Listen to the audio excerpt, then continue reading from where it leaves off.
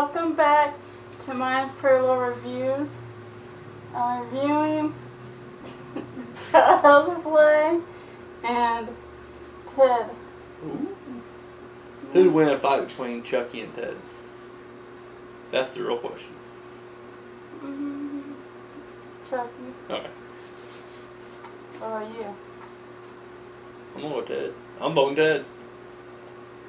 Okay. Yes. Which one's it to go first? Let's see. Child's Play. Mm-hmm. Okay, Child's Play is about this killer. He escapes prison or something.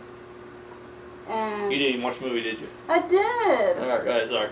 So basically these two guys freaking chasing after him, trying to kill him. But he's like, I'm not ready to die. Yeah. So he ended up saying some kind of words, and he went inside a doll. So yeah, he went inside a Chucky doll, and it's basically the in the middle of the movie, he's like talking to one of the black guy. I don't remember what his name was. John, I think. Mm-hmm. And asking him how since he's turned human, he has to go and be the first person that he revealed himself to, which is a 6-year-old boy. So basically, the whole movie, he's trying to get inside the little boy. You're saying, so your exact words were Chucky revealed himself to a little boy, and now he's trying to get into that little boy? Yeah. Oh my god. Alright, sorry, go ahead. Yeah. That's basically the whole movie. Okay. I don't want to give everything away. Oh, you don't want to give everything away. It's only been out for 30 years or something. So. It has? 1986. So, yeah, next year will be 30 years. I think it's 86. No, it's 88. I'm sorry. It's 88. Okay. So, Almost. actually, he gets blown up to pieces and stuff. Yep. Alrighty. What'd you think of it? I liked it. Well, what was some things you liked about it? How every time the woman, she's from some times she was the mom, and she's like, talk, damn it, and just act this dog yeah.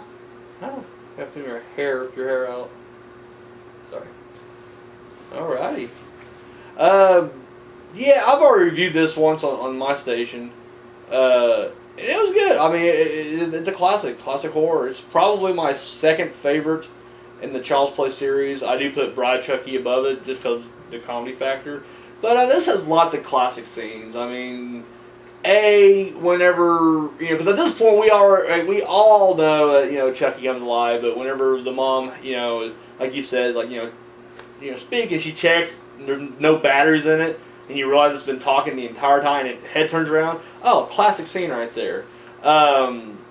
This movie made me very fearful at a young age of voodoo. In fact, this was my first movie that introduced me to voodoo, and I have not been right ever since. Why the fuck is he keeping the voodoo doll himself in the house? Seriously, what's the point of that?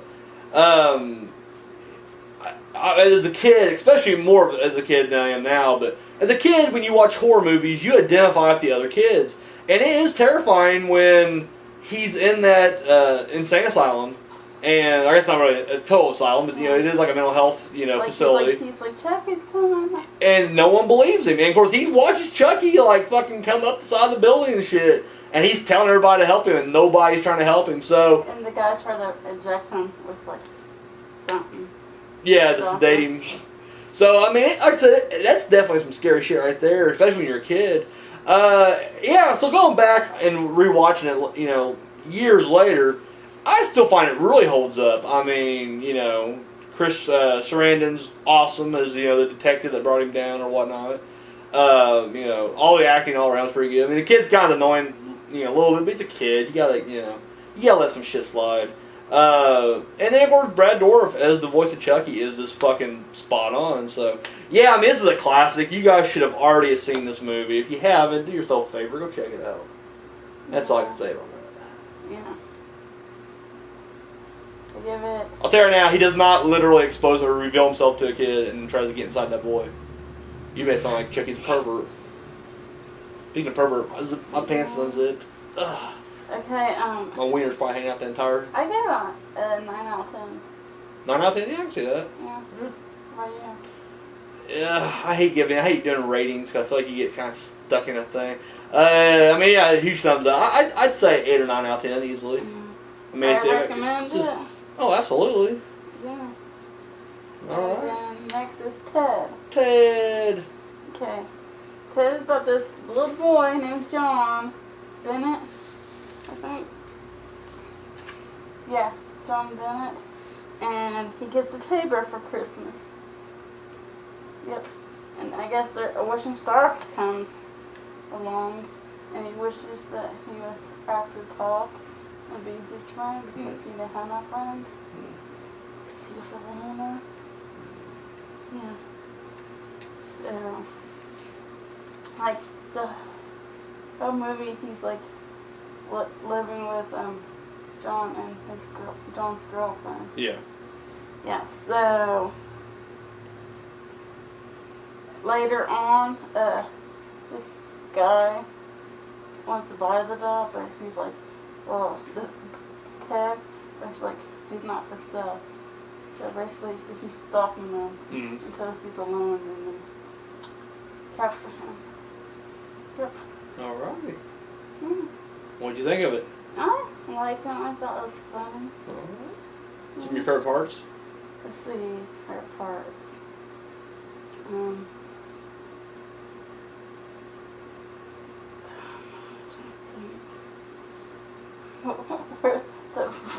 The first time it's sex, which he doesn't have a wiener. Oh yeah, yeah. And every time like he has sex like on a produce, he gets fired up. Oh yeah. Every time he like says something wrong to the boss, he just keeps getting promoted. Bless you. Anything else? No. Huge Family Guy fan. Huge Seth MacFarlane fan in general. I mean, American Dad's fucking brilliant. I even like the Cleveland Show. So, I mean, when I heard he was making his first, feature film, I was pumped. Trailer was just fucking hilarious. So, watch the movie. And overall, I really dug the movie. Now, not to say there aren't some flaws. For me, one flaw in particular, I mean, this is really the biggest flaw. I mean, everything else is kind of nitpicking, but the biggest flaw for me was it had an uneven feel to it. Like, the first 2/3 of this movie, straight up raunchy comedy, and I loved it. Like, it's just hilarious. And then the last third turns into a weird, like, chase thriller. Like, they kidnap the bear, and then, like, it's Mark Wahlberg and Mila Kunis chasing him down to get the bear back. And it's devoid of, like, all laughs. Like, literally, there's nothing funny at all. It goes on for, like, 20 minutes or more. It's just literally them trying to get the bear back. And you're just... I said bear back. Anyway. Oh, I'm a pervert. So, yeah, I just thought that was very odd. And I didn't put much thought into it until I watched A Million Ways to Die in the West. And I felt the same way about that. Like, the first 2/3 were just, I ain't gonna say hilarious. I mean, it wasn't nearly as funny as Ted. But it was good. But then, like, the last third of it got serious. Like, it got real. And you're just like, what?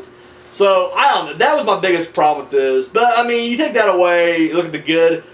It's fucking hilarious. Seth MacFarlane is great doing his Peter Griffin voice for Ted. I mean, it's just brilliant. I thought the CGI was very well done in this. I mean, not for a second, at least not for me. And I'm usually the kind of guy that's like pretty critical when it comes to CGI. I like the fighting scene. Oh yeah, the fight scene's great. No, that's what I'm saying is not for a second do you believe that bear is not really there. Like that bear is, I mean, it looks real. Like it looks like it. I do hear, now I've never seen this thing on Blu-ray, but I hear on Blu-ray it looks faker for some reason. I guess they cleaned the picture up so much that you can just tell it's a cartoon on there. But watching the movie theaters and on a DVD, it looks real to me. So, yeah, no, I mean, I thought, the CGI is great. I mean, acting's good. I mean, you don't really have to have great acting skills to do a comedy like this.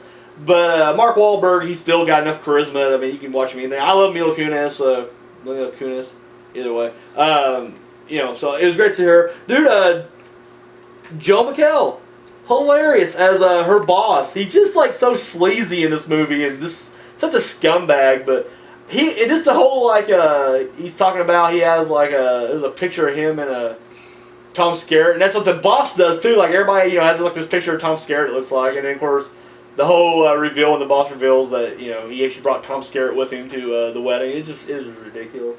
When they have a party with Flash Gordon, that's just fucking great. I mean, I just love the whole. And the ninja, the Asian. Oh, the Asian neighbor, comes in there, and then the chicken comes in there, and Ted fights the chicken, and it's good. I mean, like I said, and it really it delivers what we like best about Seth MacFarlane's writing, I guess, on the show, on Family Guy and whatnot. Is especially the early episodes of Family Guy. I don't really want to speak for that mid area, but there's a definite plot, but there's enough just side, and not really a whole lot of cutaways in this one, but there's definitely a lot of this side irrelevant stuff going on. Like there's a whole bit with like Joe Swanson. What the fuck's his real name?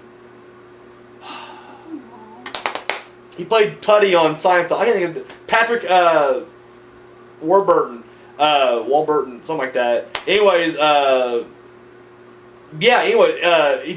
work together he works with Mark Wahlberg, and Wahlberg, he's talking about how he goes to like these clubs and he gets beat up and stuff, and he goes, are you part of like a gay like fight club or something like that? And I don't know, it's just funny, and he winds up hooking up with like Ryan Reynolds in the movie, which I thought was pretty funny.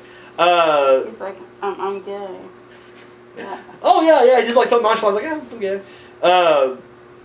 When Ted gets a job at the grocery store, that's just fucking gold right there. Hooks up that white trash chick, and dude, I just love how he literally how he talks to his boss, and he just starts like cursing him out. And the boss is like, I've never, or he says it's like his wife's a slut or something like that. And he's like, I've never had an employee talk to me like this. So he's like jizz or something. Well, he goes, that's because their mouths are usually full of your wife's box, and he's like, you're hired. He's like, fuck. And dude, like every time, like he gets caught having sex with the girl in the back, and he even said like he got caught, banging in produce like that. But every time he gets caught, he's getting promoted higher up the food chain. So he's trying his best to get fired from the job, and it just ain't happening. He's trying to the lotion all over his face. Oh yeah, dude, that's freaking hilarious right there. He's squirting. He's like, okay, that's where we crossed the line right there. We'll do that again. Oh yeah, no, it's brilliant. I love. I can't think of the guy's name. I'm blanking on names so bad. The creepy guy who wants to buy him. I don't know. He was in The Other Sister. I love this guy. Anyways, he's also in A Million Ways to Die in the West. Hilarious. Like, he's so creepy and odd. Like, when he's watching, is there Tiffany or the other girl on the video, and he's dancing, and they get the little juice box in his. Dude, that shit just, I laugh every time I see that. But yeah, no, I mean, like I said, overall thumbs up. Like I said, my only complaint with that movie was I just felt like the ending just felt very out of place. Like I would much rather just had straight comedy all the way through. As I know in these situations you gotta have some kind of plot, or some kind of, I guess, struggle for our protagonist to overcome. But still, yeah, I was just like, yeah, fuck it. I like that part where he act like he was retarded after. Oh yeah, after they sew him back up. Yeah. Patrick Stewart as the narrator is great. Like he does Bullock on American Dad. He's the narrator. Mm-hmm. Love that. Yeah, I mean, like I said, there's a lot of this funny shit goes on throughout this thing, but I think he does narrate like almost every movie, kinda. really, Yeah. I think you're just thrown off by the British accent. No. But yeah, so I'm saying thumbs up. So yeah, good double feature here. Double feature.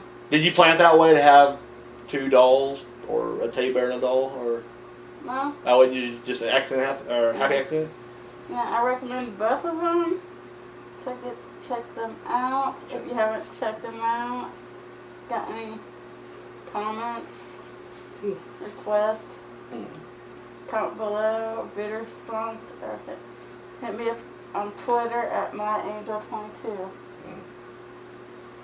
Till next video, it should be on Monday, top 3. Then over the weekend? No Saturday or Sunday videos? No, Alright. till next video.